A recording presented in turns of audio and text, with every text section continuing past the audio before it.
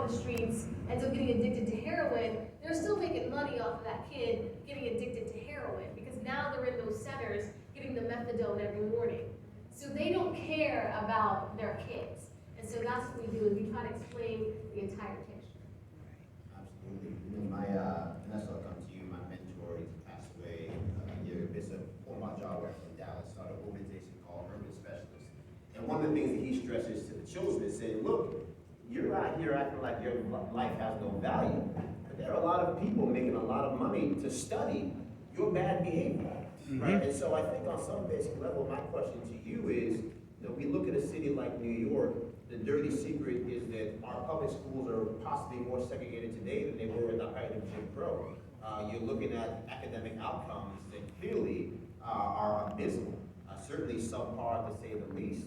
How do you get that message across, one, to the parents, but then also two, as you try to pivot to get children to understand the inherent value that they have in their own life? Because to Kim's point, when you look at individuals who don't recognize that their life is worth more than the $5,000 lick they're going to get on a sticker, it's very difficult to get them to buy into the notion that they should be preparing for 20 years from now, not 5 minutes from now. Okay.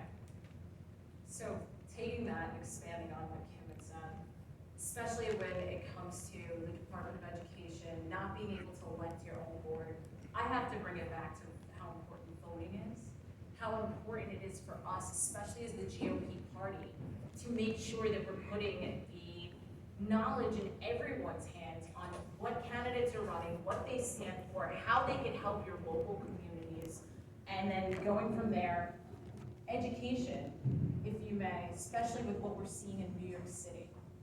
73% of fourth graders cannot pass their state math test. 64% of fourth graders cannot pass their state reading tests. So when you look at those numbers, those are staggering numbers. And then Kim shared the point, like, you can't even change who's on your board. Why is that? Because we're not electing the right leaders that are backing us up. I know some of you, when we open up the Q&A section, which will be shortly, we'll talk about our children being indoctrinated. But we have to do a better job, especially as the GOP. We're sensible, we're pragmatic. We are going to come with the tools and the solutions, but we've got to look at the issue from that angle. We have to get in and making sure that we are equipping everyone with the knowledge of who are the leaders that are running, going into the neighborhoods where we see we're struggling to get their vote and flipping the vote. And that's where it begins. Then we could go in and try to change the conversation and pivot the perspective. Because right now in my district, that's 70% Democrat, they're making the worst decisions. You guys know it. We're living in New York City. But if I may bring you to District 31 really quick, one of the conversations I had with one of the parents in Far Rockaway, and many of you know Far Rockaway, where gun violence is incredibly high. They closed, they had 2 hospitals in Far Rockaway. Highest gun violence in District 31. 2 hospitals in Far Rockaway, and they closed the trauma hospital. So now that leaves 1 hospital that doesn't deal with trauma. Then you have to have a gun-wounded individual have to travel 45 minutes to the nearest hospital. That's life or death. To us, we're like, that sounds crazy. But for some reason, the leadership that's been there for decades, it's nothing. So just bringing it back to that, guys, it's really important. I can't stress it enough. When we're talking about the GOP, instead of arguing with the left, we'll answer with actionable steps to solve problems. Yes. Yeah. Woo! Yeah. So I think that really brings us to a critical question about quality of life. And Kim, I'll start with you. Obviously, I think in many ways, your journey into the political realm started with concerns about quality of life. And I think that if you expand that, it seems that up is down, left is right. We have a Biden administration that, for reasons past understanding, I don't know if you guys saw this, they came out and said that, well, if you take out the increase in the cost of poultry and pork and beef, that the increasing cost of groceries are within the norms, right? As if most people, 90% of whom don't eat poultry and pork and beef to survive, right? And so I think even if you apply that same logic to what we're seeing in Baltimore, in Chicago, even here in New York City, you've seen homicide explode. I think, what is it, homicide is up 33% in Chicago, shootings are up 55%. I don't even want to know what the numbers are in Baltimore, and even here in New York, we're seeing, fathers being shot in broad daylight holding their daughter's hand. So how do we get people to understand concretely, you cannot continue to choose the people who have placed you in peril to lead you to a better place? Yeah, so, in Baltimore, we hit 250 homicides yesterday, for the year. And our shootings, our non-fatal shootings, which are really fatal murders, right? They're up 10%. And so, we hear, of course, the Democrats will say, well, we gotta have more gun control. Well, we have very strict gun control laws as it is. Everyone that is shooting in Baltimore, most of them shouldn't have guns at all, but they do, right? They steal guns. We have a lot of people trafficking guns from Philadelphia, is what I learned. So they get their hands on guns, and there's a lot of street retaliation, right? We have a very progressive state's attorney, Marilyn Mosby, and she believes basically in social justice. And when you apply that to a situation that we have in Baltimore, you see a lot of street justice, right? So there's a lot of retaliation murders, and that's what we see gangs going back and forth with one another. It's very unfortunate. We have a lot of kids, unfortunately, that also get hit by stray bullets. There are areas in Baltimore that you would not have your kid walk down the street because you just never know what might happen. But I think there are a lot of people that do not want to live that way, right? I think they're kind of grit and bearing it, and they're hoping that there's going to be some leader that comes along and changes the status quo. Unfortunately, they don't realize that they continue to vote for their demise, right? Because they're not looking at the policy. They're not looking at the person and who they're connected to. So if you look at Baltimore City, we've had mayor after mayor that was indicted in charges, right? We had one that was stealing gift cards from like a children's, something where she was buying fur coats and all this stuff, Sheila Dixon. And then we had the last mayor, Mayor Pugh, who was indicted for pay to play. And she was basically giving her friends contracts that they were giving her kickbacks. And so that's what it is. There's lots of corruption.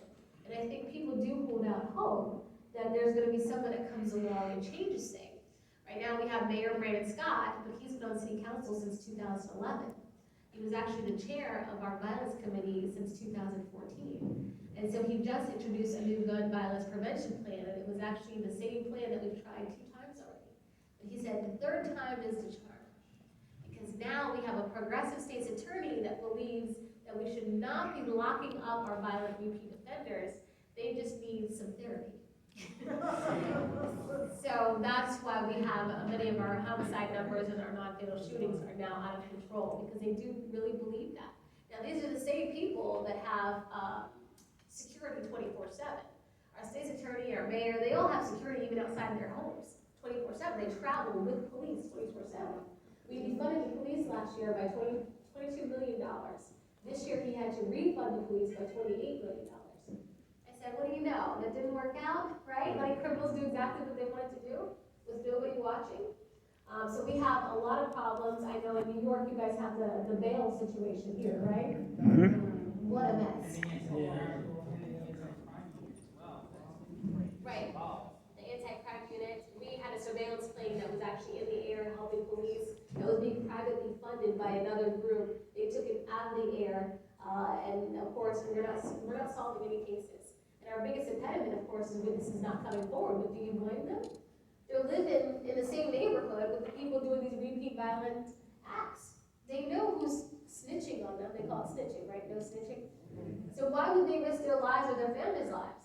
So it's really an uphill battle, and it's a cycle of destruction for an entire city. At some point in time, we have to make sure people understand you've got to get a new mayor, you've got to get a new state's attorney, our police commissioner isn't doing his job. And yes, we do have some corruption in our police department. Our gun trace task force, they were actually planting drugs on individuals and stealing money that was coming in that they were getting off of drug dealers. So we do need police reform on top of it. So there's a lot of things that we can change. They think they finally realize as Republicans we are going to turn that page and show them here's where the problems are, I think eventually they will get it and we will be able to go forward.